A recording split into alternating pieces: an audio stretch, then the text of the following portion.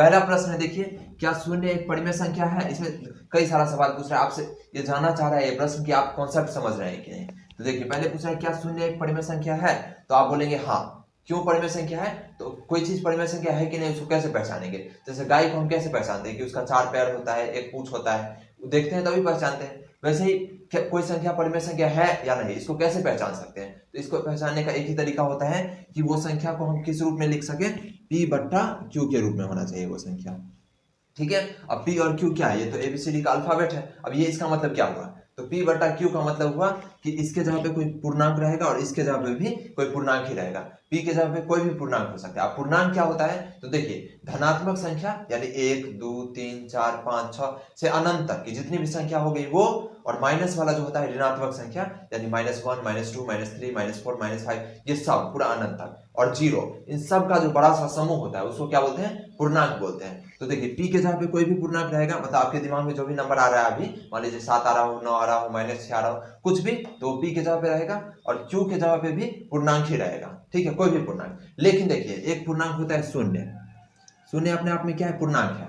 ठीक है, लेकिन शून्य नहीं होना चाहिए। तो एक्सेप्शन, एक ही अपवाद कि Q के जगह पे शून्य नहीं होना चाहिए। तो इसलिए हम लोग बोलते हैं कि वैसे मतलब परिमेय संख्या का जो परिभाषा उसमें बोलते हैं कि वह संख्या जिसे हम P बाई Q के रूप में लिख सकते हैं जहां Q 0 के बराबर ना हो, Q नॉट इक्वल टू 0, यानी Q जो है 0 के बराबर नहीं हो, यानी Q की जगह पे 0 नहीं रहना चाहिए। तो ऐसी संख्या को क्या बोलते हैं? परिमेय संख्या बोलते हैं। तो आप चलिए, आप इसको हल करते हैं, इसको लिखते हैं। आप समझ गए होंगे पूरा बात, कॉन्सेप्ट। अब चलिए इसको लिखते हैं, हल।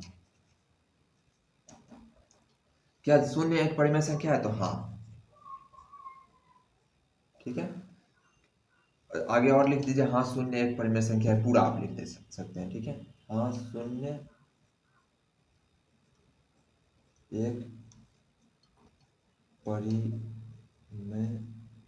आप बुक निकाल सकते हैं क्वेश्चन देखने के लिए, और आप लिख भी सकते हैं साथ साथ, शून्य एक परिमेय संख्या है।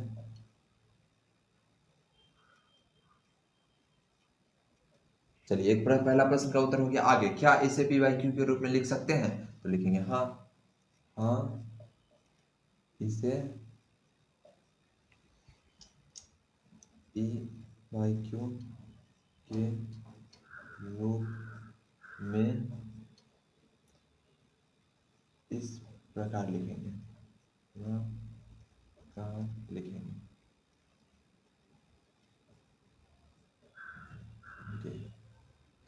तो शून्य है ना, तो शून्य अब बोलेंगे तो P बटा Q के रूप में है ही नहीं, क्योंकि यहाँ तो एक ही संख्या है। तो नीचे में हम 1 लगा सकते हैं, हो गया P बटा Q के रूप में। ये भी पूर्णांक, ये भी पूर्णांक, और नीचे में 0 नहीं होना चाहिए। तो नीचे में तो 1 है, तो कोई दिक्कत नहीं है। Q के स्थान पे 0 नहीं होना चाहिए। ऊपर में 0 रहेगा तो चलेगा, नीचे में नहीं होना चाहिए। तो ये हो गया P बटा Q के रूप में। ठीक है, P है, ये Q है, पूर्णांक है दोनों, और Q के स्थान पे 0 नहीं है। मतलब हमारा जो सिद्धांत है यानी जो डेफिनेशन है उसके अंदर ये आ गया। तो ये क्या हो गया? परिमेय संख्या हो गया। और आगे और बोल रहा है, और P और Q पूर्णांक है, तो यहाँ लिख सकते हैं। इस प्रकार लिखेंगे, यहाँ P और Q पूर्णांक है, और